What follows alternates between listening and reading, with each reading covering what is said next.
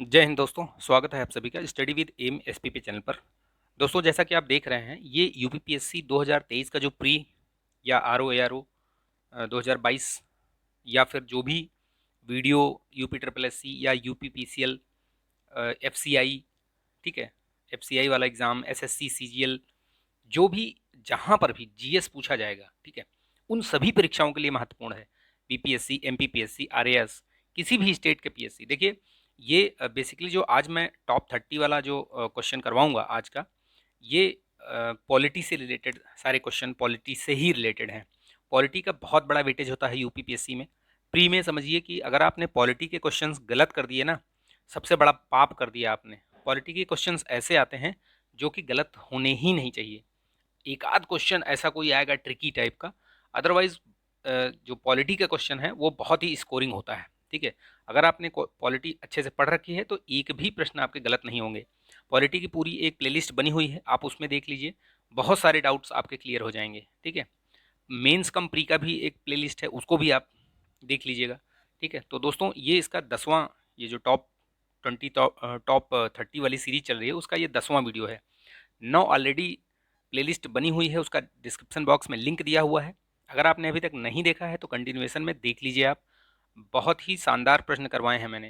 ठीक है, आप उन प्रश्नों को देखकर आपको लगेगा कि हाँ, आपका एक अच्छा क्वेश्चन बैंक तैयार होगा। ठीक है, और आने वाली जो भी आगामी परीक्षाएं हैं उन सभी में आपके लिए ये महत्वपूर्ण भूमिका निभाएगा। ठीक है, तो वीडियो को लाइक कीजिएगा, शेयर कीजिएगा दोस्तों, और चैनल पर नए हैं तो सब्सक्राइब कर लीजिएगा, बेल आइकन जरूर प्रेस कर लीजिएगा। इसका पीडीएफ वगैरह चाहिए तो मेरा एक चैनल ग्राम है, उसका लिंक दिया हुआ है, चैनल टेलीग्राम का, टेलीग्राम है चैनल, टेलीग्राम चैनल का लिंक दिया हुआ है, तो उसको आप ज्वाइन कर लीजिएगा। ठीक है, वहाँ पे मैं ये पीडीएफ शेयर कर देता हूँ वीडियो के बाद।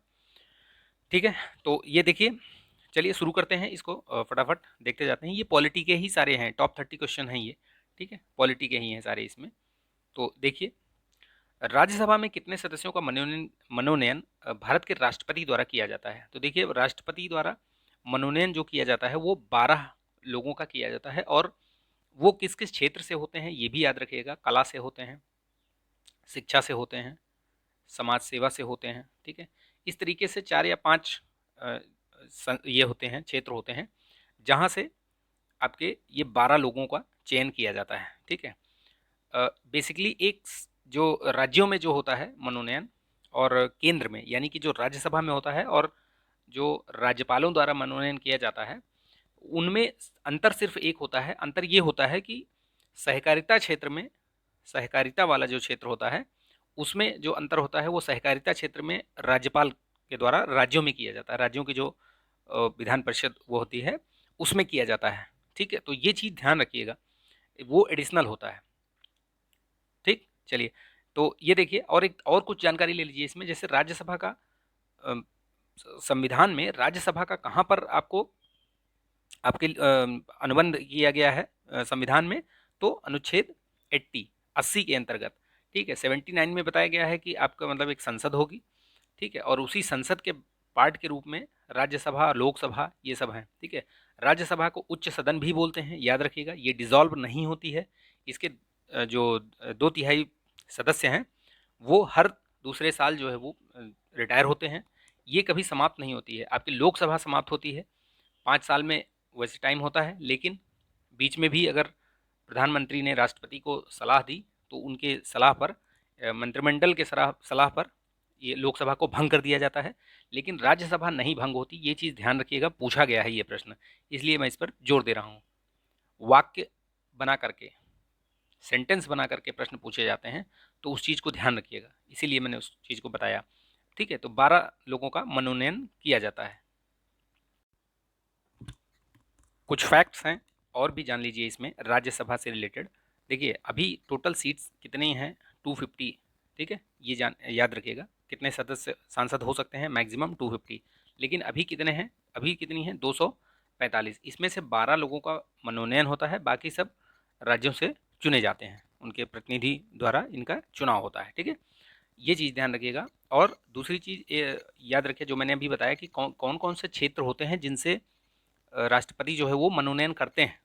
ठीक है, तो वो याद रखिएगा। एक साहित्य, ठीक है, 4 क्षेत्र होते हैं, साहित्य, कला, विज्ञान और समाज सेवा। समाज सेवा।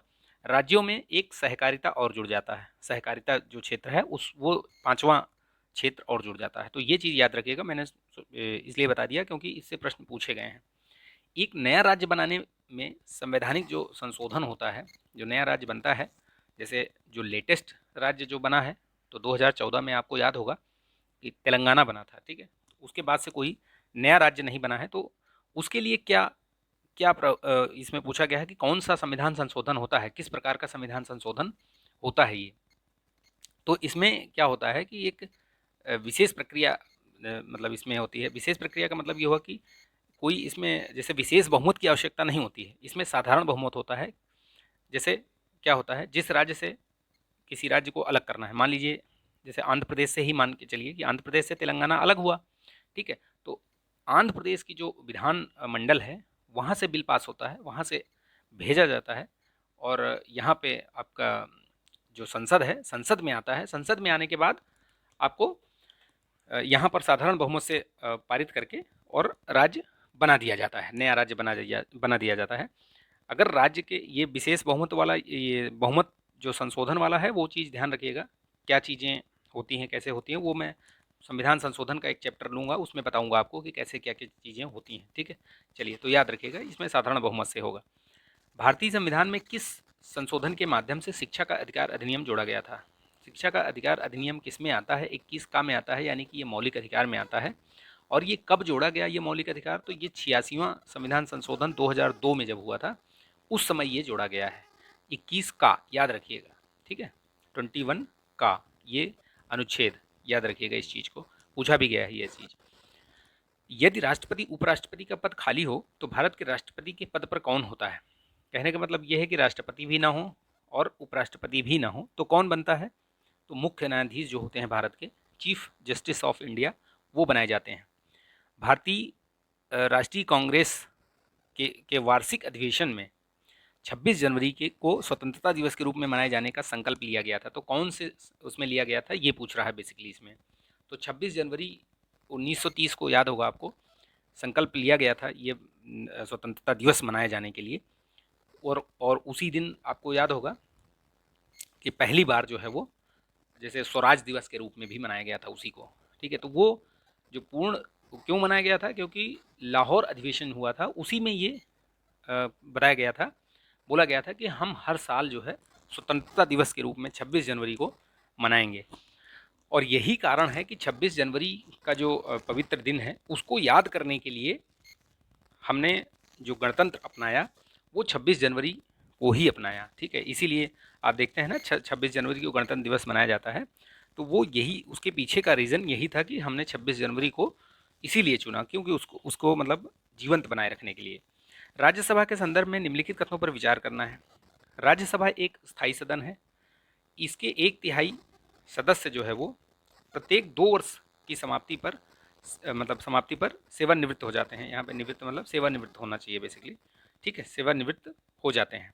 तो देखिए ये इसमें जो दिया हुआ है कार्यकाल उनका होता है, ठीक है। राज्यसभा एक स्थायी सदन है और ये सही है, इसमें कोई डाउट नहीं है, ठीक है। और उसके जो 1/3 सदस्य हैं वो भी 2 वर्ष की समाप्ति, यानी कि जो उनका जो कार्यकाल होता है वो 6 वर्ष का होता है। और आप सांसद जो होते हैं यानी कि जो लोकसभा वाले होते हैं, लोकसभा का 5 वर्ष होता है, लेकिन ये वाले जो सांसद बनते हैं ये 6 वर्ष के लिए बनते हैं, ठीक है। मैंने शायद ऊपर 2/3 बता दिया था तो उसके लिए माफ़ी चाहता हूँ। 2/3 नहीं, वो 1/3 सदस्य हैं, ठीक है। चलिए नेक्स्ट, तो इसमें जो करेक्ट आंसर होगा ये दोनों दोनों सही हैं, सी। भारतीय संविधान के अनुच्छेद किस अनुच्छेद के अंतर्गत लोकसभा में अनुसूचित जातियों के आरक्षण का प्रावधान है? इस तरीके के प्रश्न बहुत पूछे जाते हैं, ठीक है। तो याद रखिएगा बहुत सिंपल प्रश्न होते हैं। आपको जो मेन अनुच्छेद हैं, मुख्य मुख्य अनुच्छेद जो परीक्षाओं में बार बार पूछे जाते हैं, उनको जरूर याद करके रखना है। 100 तक तो आपको एकदम मतलब कंठस्थ होना चाहिए, रटा होना चाहिए। इसके बाद के जो मुख्य मुख्य हैं उनको जरूर याद रखिए आप। मैंने एक पूरा वीडियो बना रखा है, आप उसको देख लीजिएगा, तो आपके जो भी प्रश्न हैं वो गलत नहीं होंगे और वैसे ही प्रश्न पूछे जाते हैं, ठीक है। तो इसमें जो अनुच्छेद है वो 331 है। इसके अलावा भी जो ये अनुच्छेद दिए हुए हैं उनके बारे में भी थोड़ा सा जान लीजिए कि क्या क्या कौन कौन से ये हैं। जैसे 331 क्या है, 331 में भी कुछ है, 332 भी है, 335 है, तो इसके बारे में भी थोड़ा सा जान लीजिए।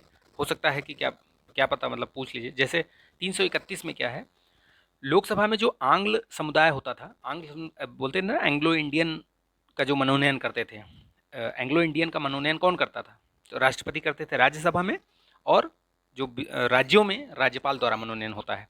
तो ये याद रखना। अभी जो 103वां संविधान संशोधन था, 103वां नहीं, 104वां, ठीक है, 104वां, यानी कि 104th जो अमेंडमेंट हुआ था, उसके द्वारा ये जो 331 वाला जो ये प्रावधान था एंग्लो इंडियन वाला, वो समाप्त कर दिया गया।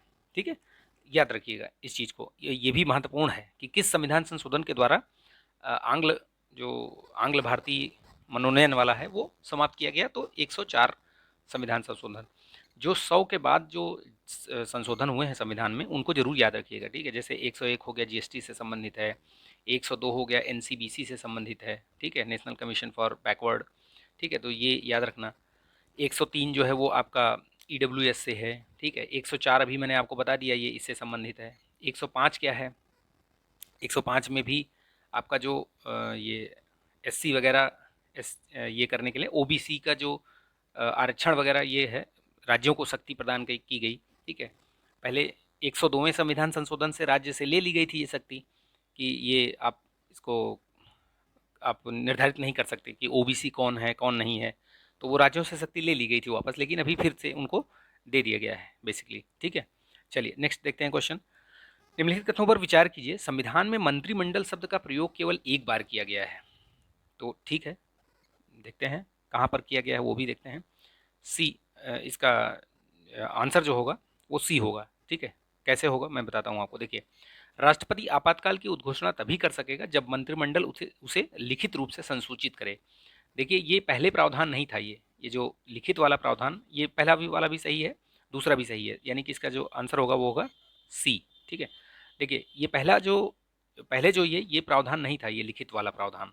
लेकिन जब 1975 में इमरजेंसी लगी, उसके बाद जब जनता पार्टी सरकार आई, ठीक है, यानी ये जब इमरजेंसी ख़त्म हुई, चुनाव हुए, तो जब जनता पार्टी की सरकार बनी मोरारजी देसाई के टाइम पे, तो जो 44वां संविधान संशोधन हुआ, उसके माध्यम से उसमें ये जोड़ा गया कि जब भी आपको मतलब आपातकालीन लगाना होगा, तो वो उससे मंत्रिमंडल से जो है वो लिखित रूप में नहीं, अगर दे रहा है मंत्रिमंडल, तो राष्ट्रपति उसको नहीं लगाएंगे, मतलब आपातकाल नहीं लगाएंगे। तो वो मैंडेटरी कर दिया गया कि लिखित रूप में देना ही होगा। ठीक है, तो ये याद रखिएगा जो जो चीज़ें मैं बता रहा हूँ। संघीय मंत्रिपरिषद के मंत्री उत्तरदायी होते हैं। तो वो किसके प्रति उत्तरदायी होते हैं? वो लोकसभा के प्रति उत्तरदायी होते हैं, याद रखिएगा, और किसी के प्रति उत्तरदायी नहीं होते। केंद्र सरकार में उच्चतम जो नागरिक सेवा अधिकारी होता है वो कौन होता है? तो जो कैबिनेट सचिव होता है वही होता है भैया, सबसे उच्चतम। ठीक है, कैबिनेट सचिव ही होता है। भारत के राष्ट्रपति को उसके पद से हटाया जा सकता है, तो किसके द्वारा? संसद के द्वारा हटाया जा सकता है, और किसी के द्वारा नहीं। संसद में भी वो भी विशेष बहुमत पारित करके तब उसको हटाया जा सकता है, वो भी संविधान का उल्लंघन करने पर। संविधान का अगर उल्लंघन किया है राष्ट्रपति ने, तभी हटाया जा सकता है। ठीक है, दल बदल विरोधी कानून का संबंध किस अनुसूची से है? अनुसूची का एक पूरा वीडियो बना रखा है, देख लीजिएगा, बहुत महत्वपूर्ण। अनुसूची और भाग ये दोनों बहुत महत्वपूर्ण है, और बार बार परीक्षाओं में पूछे जाते हैं और मैचिंग में आते हैं। ये इस तरीके से नहीं पूछा जाएगा, इस तरीके से भी पूछ सकता है, लेकिन यूपी पीसीएस में आपको एक तरफ अनुसूची दे देगा और एक तरफ उससे संबंधित दे देगा कि कानून क्या किससे संबंधित है ये। तो ये सभी याद रखिएगा आप। जैसे ये दल बदल वाला है, इसमें एंटी डिफेक्शन लॉ, ये किस में है? तो ये 10वीं अनुसूची में है, याद रखिएगा। ये जो आपका 52वां संविधान संशोधन हुआ था, उसके थ्रू ये ऐड किया गया था, तो ये भी याद रखिएगा। जो चीज़ें मैं बता रहा हूँ ये सब बहुत महत्वपूर्ण है, ये सब पूछे गए हैं ये। जैसे मैंने ये बताया ना 52वां संविधान संशोधन, ये भी याद रखिएगा। ठीक है, चलिए नेक्स्ट देखते हैं क्वेश्चन। इसमें और भी अनुसूची देख लीजिए, जैसे इसमें और कौन कौन सी है वो बता देता हूँ मैं आपको। 10वीं बता दिया मैंने। 8वीं किससे संबंधित है? तो ये आपकी राजभाषा से संबंधित है। ठीक है, 10वीं बता दिया। 9वीं किससे है? लैंड रिफॉर्म से संबंधित है। 12वीं किससे संबंधित है? तो ये नगर पालिका से संबंधित है। ठीक है, 11वीं किससे संबंधित है? तो ये आपके पंचायतों से संबंधित है। ठीक है, और ये नगर पंचायत से, याद रखिएगा। इसमें जो है वो सारा मैंने इसलिए बता दिया आपको। एमनेस्टी इंटरनेशनल एक संगठन है, तो एमनेस्टी जो इंटरनेशनल संगठन है ये बेसिकली ह्यूमन राइट्स के लिए काम करता है। ठीक है, किसके लिए काम करता है? ह्यूमन राइट्स के लिए। तो याद रखिएगा ये चीज़ महत्वपूर्ण है, पूछा जाता है इसका। हाँ, इसका एक चीज़ और याद रखिएगा, इसका जो संघ ये है संघ एमनेस्टी इंटरनेशनल जो संगठन है, इसका मुख्यालय कहाँ पर है? आप कमेंट करके बताइए इसका मुख्यालय कहाँ है, कमेंट कीजिएगा आप लोग। ठीक है, चलिए नेक्स्ट देखते हैं।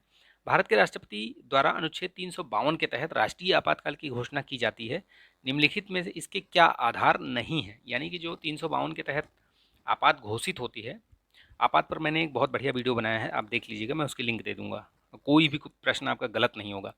ठीक है, चलिए नेक्स्ट देखते हैं इसमें क्या बोल रहा है, कौन सा आधार नहीं है। देखिए, बाह्य आक्रमण बिल्कुल है, सशस्त्र विद्रोह बिल्कुल है, आंतरिक अशांति, इसमें क्या है, आंतरिक अशांति जो है ये नहीं है, युद्ध है बिल्कुल है, बाह्य आक्रमण भी है, सशस्त्र विद्रोह भी है, ये भी है, लेकिन आंतरिक अशांति नहीं है। ठीक है, उसी के स्थान पे ये जोड़ा गया था, ये जो सशस्त्र विद्रोह वाला ऐड किया गया था, वो 44वें संविधान संशोधन में ही ऐड किया गया था। ये सब आपको याद होगा, जब इमरजेंसी लगी थी उसके पहले इंदिरा गांधी जी की सरकार थी और बहुत सारे अमेंडमेंट हुए थे 42वें संविधान संशोधन में। 42वां जो संविधान संशोधन हुआ था उसको लोग मिनी कॉन्स्टिट्यूशन कहते हैं, यानी कि उसमें बहुत सारे प्रावधान बदल दिए गए थे या ऐड किए गए थे, उसमें कुछ कुछ चेंज किया गया था, परिवर्तित किया गया था, कुछ कुछ चीज़ें जोड़ी गई थी। तो उसी को रिवर्ट बैक करने के लिए 44वां संविधान संशोधन हुआ था 1978 में, ये 1978 में हुआ था। उसी में जो है ये सारी चीज़ें जोड़ी गई थी। फिर जो चीज़ें उन्होंने बनाई थी उसमें कुछ कुछ ऐड किया, मतलब हटा दिया, कुछ ऐड किया, कुछ और चीज़ें लगा दी। ठीक है, चलिए नेक्स्ट देखते हैं। राज्यसभा के पदेन अध्यक्ष उपराष्ट्रपति होता है, तो ये याद रखिएगा, ये प्रश्न सीधे सीधे पूछा गया है कि राज्यसभा का जो पदेन अध्यक्ष होता है कौन होता है? तो उपराष्ट्रपति होते हैं। वह राज्यसभा का सदस्य नहीं होता है, किस अनुच्छेद के तहत वह राज्यसभा के का पदेन सभापति होता है?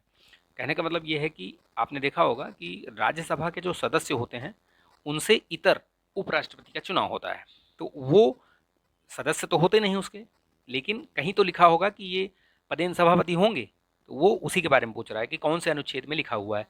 तो अनुच्छेद जो 64 है उसमें लिखा है कि ये पदेन अध्यक्ष होंगे। ठीक, तो ये चीज़ याद रखिएगा। उपराष्ट्रपति के बारे में जो है वो अनुच्छेद 63 से शुरुआत होती है, ये भी याद रखिएगा, यहीं पे लिखा हुआ है कि भारत का एक उपराष्ट्रपति होगा।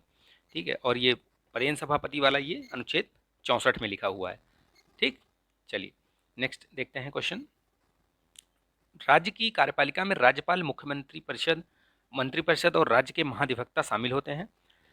भारतीय संविधान के भाग 6 में राज्य की कार्यपालिका का वर्णन कहाँ से कहाँ तक है? बेसिकली पूछा गया है कि जो राज्य की कार्यपालिका है उसका अनुच्छेद बताना है कि कहाँ से कहाँ तक के बारे में दिया गया है इसमें। तो इसमें जो है 153 से लेकर के अनुच्छेद 153 से लेकर के 167 तक दिया गया है ये, तो ये याद रखिएगा, इस तरीके से भी प्रश्न पूछे गए हैं। राष्ट्रपति राज्यसभा में किस अनुच्छेद के माध्यम में साहित्य, विज्ञान, कला, समाज सेवा, अभी मैंने बताया ना, ये चीज़ अभी अभी मैंने आपको बताया कि ये 4 क्षेत्रों में मनोनयन करते हैं, तो ये अनुच्छेद 80 में दिया हुआ है। ठीक है, ये चीज़ याद रखना, किसमें? अनुच्छेद 80 में, कि इसके तहत जो है ये साहित्य, विज्ञान और कला और समाज सेवा से 12 लोगों का मनोनयन करेंगे ये। उच्च न्यायालय में न्यायाधीशों की संख्या विहित करने का अधिकार राष्ट्रपति के पास है, जबकि उच्च न्यायालय के न्यायाधीशों की संख्या में वृद्धि करने की शक्ति संसद के किस अनुच्छेद के माध्यम से प्राप्त है? कहने का मतलब ये है कि नियुक्ति तो राष्ट्रपति करते हैं। ठीक है, तो आगे देखते हैं नेक्स्ट क्वेश्चन। उच्च न्यायालयों में न्यायाधीश, हाँ यही ये प्रश्न, उच्च न्यायालयों में न्यायाधीशों की संख्या विहित करने का अधिकार जो है वो राष्ट्रपति के पास है, जबकि न्यायालयों में न्यायाधीशों की संख्या वृद्धि करने का अधिकार जो है वो संसद को है। यानी कि नियुक्ति आप राष्ट्रपति द्वारा की जाती है, लेकिन जो अधिकार वृद्धि का अधिकार है वो किसका अधिकार है? वो है संसद का। ठीक है, तो वो ये चीज़ याद रखिएगा, ये प्रश्न पूछा गया है ये, तो इसको बहुत ध्यान से देखिएगा। ये 124, ये अभी लेखपाल वाले इसमें लेखपाल नहीं, पीटी जो 2022 हुआ उसके 15 तारीख की फर्स्ट शिफ्ट में ये प्रश्न पूछा गया था। ठीक, तो ये याद रखिएगा, डायरेक्टली नहीं था, थोड़ा सा घुमा के था, लेकिन उसका आंसर यही था 124 का एक अनुच्छेद। ठीक है, किस अनुच्छेद के अंतर्गत वित्त आयोग का प्रावधान किया गया है? तो वित्त आयोग का प्रावधान जो है वो अनुच्छेद 280 में किया गया है, 280 के अंतर्गत किया गया है। और इसकी नियुक्ति कौन करता है, तो वो राष्ट्रपति द्वारा नियुक्ति की जाती है एवरी 5 ईयर्स पे, या जब भी राष्ट्रपति को लगे कि ये नियुक्ति करनी चाहिए वो कर सकते हैं। ठीक है, अनुच्छेद 280। भारतीय संविधान में निम्नांकित अनुच्छेदों में से कौन सा अनुच्छेद राज्य के अध्यक्ष और उपाध्यक्ष के निर्वाचन का प्रावधान प्रस्तुत करता है? ये आपको राज्य के बारे में बोल रहा है, तो राज्य के बारे में अनुच्छेद 178 है, जो कि राज्य के अध्यक्ष और उपाध्यक्ष के बारे में नियुक्ति करने का प्रावधान करता है, याद रखिएगा। ठीक है, निम्न किस अनुच्छेद के अंतर्गत अनुसार पंचायतों में सभी स्तरों पर महिलाओं को 1/3 आरक्षण का प्रावधान दिया गया है? यानी कि जो प्रावधान दिया गया है वो कौन से अनुच्छेद में है? देखिए, ये प्रावधान कब दिया गया था, जब आपको 73rd जो अमेंडमेंट हुआ था, ठीक है, 1992 में, उसी के तहत ये संविधान संशोधन जो हुआ था उसी के तहत महिलाओं को आरक्षण दिया गया था। और ये आरक्षण जो है वो 243 गा में है, ठीक है, यानी सी में, 243 सी। तो ये चीज़ याद रखिएगा। ठीक है, चलिए नेक्स्ट देखते हैं। समय समय पर पंचायतों में सुधार हेतु अनेक समितियों का गठन किया गया। नीचे दी गई समितियों को उनके कालानुक्रम के अनुसार व्यवस्थित कीजिए। बहुत मतलब फेवरेट क्वेश्चन है ये यूपीपीसीएस का। प्री में देखिएगा आपको इस तरीके के प्रश्न, मतलब इसकी संख्या जो है दिन ब दिन बढ़ती जा रही इस तरीके के प्रश्नों का। कालानुक्रम जो होता है, क्रोनोलॉजी जिसको बोलते हैं आप, वो बहुत मतलब पसंदीदा फॉर्मेट हो गया है यूपीपीसीएस का। बलवंत राय मेहता समिति, देखिए अब इनमें आपको अगर समितियों का ईयर पता है तो आप इसको लगा सकते हैं। सबसे पहले जो है यही समिति बनी थी 1952 में, ठीक है। फिर उसके बाद अशोक मेहता समिति की आई थी 1977 में, फिर उसके बाद जीवीके राव, फिर उसके बाद एल एम सिंघवी। तो ये जो आपका क्रम है वो यही है, ठीक है। ठीक, इसमें थोड़ा सा आप देखिए कौन सा क्रम बन रहा है, 1 2 3 4, 1 2 3 4, इसमें ऑप्शन नहीं है तो आप इसको ध्यान रखिएगा। ठीक है, ये ऑप्शन यहाँ पे थोड़ा गलत हो गया है, यानी कि 1 2 3 4 जैसे लिखा हुआ है वैसे ही है भी ये, तो ये चीज़ याद रखिएगा, इसमें ऑप्शन गलत है, आप इसको ध्यान रखिएगा। ठीक, स्थानीय स्वशासन की सर्वोच्च व्याख्या की जा सकती है, जा सकती है, यह एक प्रयोग है। किसका प्रयोग है, तो ये लोकतांत्रिक विकेंद्रीकरण का है प्रयोग, याद रखिएगा। ठीक है, ये जो लोकतांत्रिक विकेंद्रीकरण है उसका है ये, जो पंचायतें और ये सब है ना, तो ये लोकतांत्रिक विकेंद्रीकरण का प्रयोग है। ठीक है, निम्नलिखित में से किस राज्य में पंचायती राज प्रणाली अस्तित्व में है? इनमें पूछा गया है कि किस में है, कौन से राज्य में है और कौन से में नहीं है। ठीक है, तो ये याद रखिएगा। डी, इसमें जो मणिपुर है यहाँ पे है, बाकियों में नहीं है। ठीक है, ये चीज़ ध्यान रखिएगा, ये भी याद रखिएगा किसमें नहीं है। संविधान के अनुच्छेद 243 घ 1 के अनुसार प्रत्येक पंचायत में अनुसूचित जातियों अनुसूचित जनजातियों के लिए स्थान आरक्षित रहेंगे, परंतु निम्नलिखित में से कौन सा ऐसा राज्य इस अनुच्छेद का अपवाद है? तो ये अपवाद कौन सा है, ये अरुणाचल प्रदेश है। ठीक है, तो वहाँ पे जो है बेसिकली ये नहीं है। ठीक है, निम्नलिखित कथनों पर विचार करिए। बलवंत राय मेहता समिति ने ग्रामीण क्षेत्रों में त्रिस्तरीय पंचायत प्रणाली का सुझाव दिया था। देखिए, जो पंचायतों के ऊपर समितियां बनी थी, उनमें से सिर्फ एक ही समिति, मतलब एक ही नहीं, बलवंत राय मेहता समिति हैं जिन्होंने त्रिस्तरीय बोला था। उसके बाद अशोक मेहता ने क्या बोला था, 2 स्तरीय, द्विस्तरीय। तो ये याद रखिएगा। ठीक है, ग्राम स्तर पर, खंड स्तर पर और जिला स्तर पर, ये बलवंत राय मेहता ने बोला था कि 3 स्तरीय होनी चाहिए। पंचायत राज व्यवस्था का शिल्पी मतलब इनको माना जाता है, तो ये दोनों कथन सही है। ठीक है, याद रखिएगा। 73वें संविधान संशोधन 1992 द्वारा भाग 9 में 16 नए अनुच्छेद और 11वीं अनुसूची जोड़ी गई। 11वीं अनुसूची में कुल कितने विषयों का उल्लेख है? देखिए, इसमें बहुत सारे प्रश्न हैं एक ही में। एक तो ये डेट याद रखिएगा, पंचायत ये पूछा गया था 2021 वाले में कि संविधान में जो है वो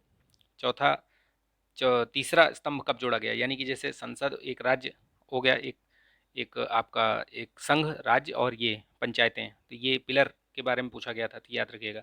और इसी के थ्रू भाग 9 भी जोड़ा गया और इसी में 11वीं अनुसूची जोड़ी गई और उसमें 29 विषय हैं। ठीक है, ये चीज़ ध्यान रखिएगा। ठीक ठीक है, नेक्स्ट क्वेश्चन देखिए, भारतीय संविधान के कौन से अनुच्छेद में जिला योजना समिति का गठन होता है? तो अनुच्छेद 243 जेड डी जो है वो जिला योजना समिति के बारे में बताती है, तो ये अनुच्छेद याद रखिएगा। पंचायत से रिलेटेड और ये जो नगर निगम से रिलेटेड जो अनुच्छेद हैं, मुख्य अनुच्छेद याद रखिएगा। उसका एक वीडियो है मेरे उसमें, मैं उसको लिंक में दे दूंगा, आप लोग देख लीजिए उसको। सारे उसमें कवर किए हैं, ठीक है। निम्न में कौन तृणमूल लोकतंत्र से संबंधित है? देखिए, जो तृणमूल लोकतंत्र यानी कि जो बेसिक से संबंधित है, तो पंचायती राज पद्धति जो है वो तृणमूल लोकतंत्र से संबंधित है, यानी कि सबसे निचले स्तर में है, याद रखिएगा, ठीक है। संयुक्त राष्ट्र 24 अक्टूबर 1945 से प्रभावी हुआ, तो ये डेट याद रखिएगा, ये डेट भी पूछी जाती है। ये इसी दिन यूएन डे मनाया जाता है, ठीक है। 24 अक्टूबर को संयुक्त राष्ट्र महासंघ दिवस मनाया जाता है, ठीक है, याद रखिएगा। संयुक्त राष्ट्र में कुल 15 सदस्य होते हैं, यूएनएससी की बात कर रहे हैं इसमें बेसिकली, ठीक है, यूएनएससी की बात हो रही है। 15 सदस्य होते हैं, जिसमें 5 स्थायी P5 जिनको बोलते हैं, ठीक है, और 10 अस्थायी और 5 ये होते हैं, ठीक है। सुशासन की मुख्य संयुक्त राष्ट्र ने सुशासन की मुख्य विशेषताओं की पहचान कि निम्न में से कौन सी एक विशेषता इनमें से नहीं है, यानी कि क्या चीज़ है जो यूएन इसमें इसकी विशेषता नहीं है। देखिए, भागीदारी, पारदर्शिता, सरकार की वैधता, जवाबदेही, इनमें से क्या है जो नहीं है? तो जो ये सरकार की वैधता वाली है, ये चीज़ इसके अंडर में नहीं आता है, बाकी सब इसकी विशेषताएं हैं, ठीक है। तो ये चीज़ याद रखिएगा। आई होप कि ये आपको वीडियो पसंद आया होगा। पसंद आया तो प्लीज़ लाइक कीजिएगा, शेयर कीजिएगा दोस्तों के बीच में इसको, और चैनल पर नए हैं तो सब्सक्राइब करके बेल आइकन जरूर प्रेस कर लीजिएगा, ताकि वीडियो का नोटिफिकेशन आपको मिलता रहे। इसकी पीडीएफ चाहिए तो आप इसको टेलीग्राम की ये लिंक दी हुई है, इसको ज्वाइन कर लीजिएगा, नीचे जो ये दिया हुआ है, ठीक है, इसको ज्वाइन कर लीजिएगा, तो उसमें मैं इसको शेयर कर दूंगा, ठीक है। चलिए, मिलेंगे नेक्स्ट वीडियो में, तब तक के लिए अपना ध्यान रखिए, स्वस्थ रहिए, मस्त रहिए, बिंदास रहिए। जय हिंद।